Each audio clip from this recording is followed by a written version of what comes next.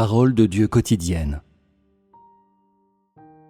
Bien que Satan semble humaniste, juste et vertueux en essence, il est cruel et mauvais.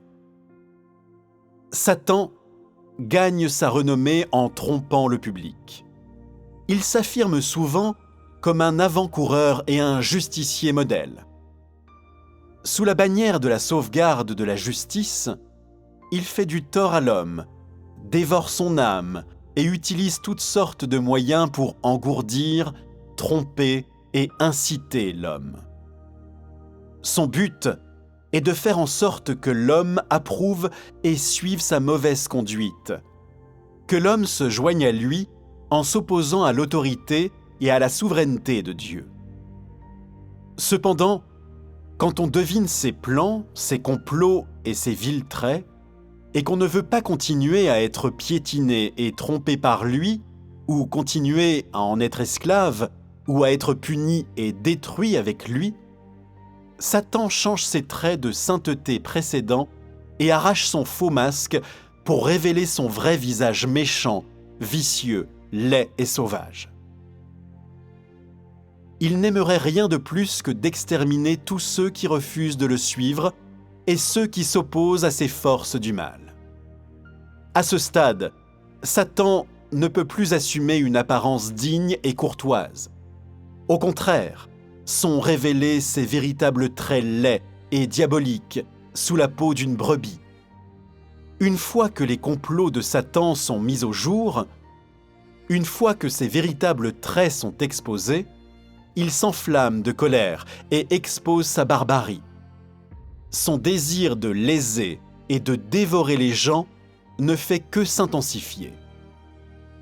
C'est parce qu'il est enragé par le réveil de l'homme, il cultive un fort caractère vindicatif envers l'homme à cause de son aspiration à la liberté, à la lumière et à se libérer de sa prison.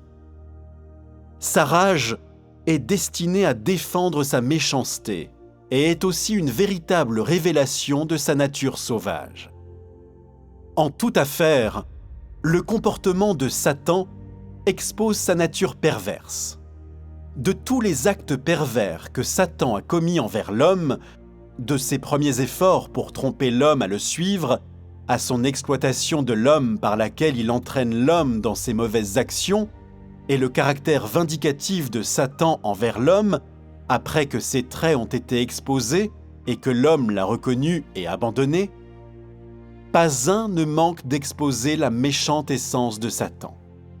Pas un ne manque de prouver le fait que Satan n'a aucun rapport avec les choses positives. Pas un ne manque de prouver que Satan est la source de tous les maux.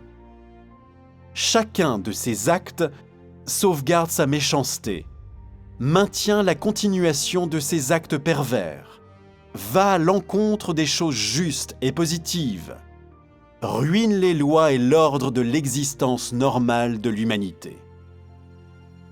Ils sont hostiles à Dieu et sont ce que la colère de Dieu détruira.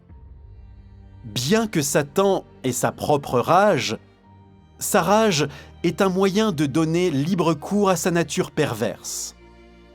Satan est exaspéré et furieux pour la raison suivante. Ses plans cachés ont été exposés. Il ne s'en tire pas à bon compte avec ses complots.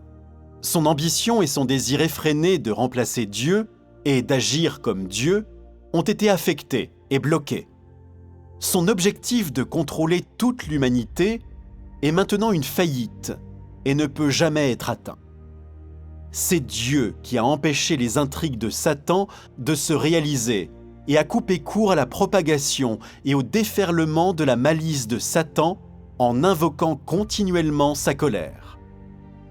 Par conséquent, Satan est et craint à la fois la colère de Dieu.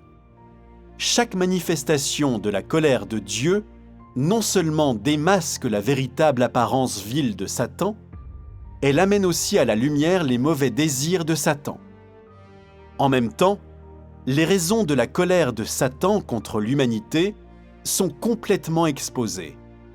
Les accès de la colère de Satan sont une véritable révélation de sa nature perverse, un dévoilement de ses plans.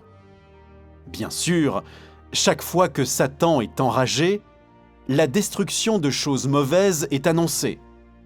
La protection et la continuation des choses positives sont annoncées et la nature de la colère de Dieu, qui ne peut être offensée, est annoncée.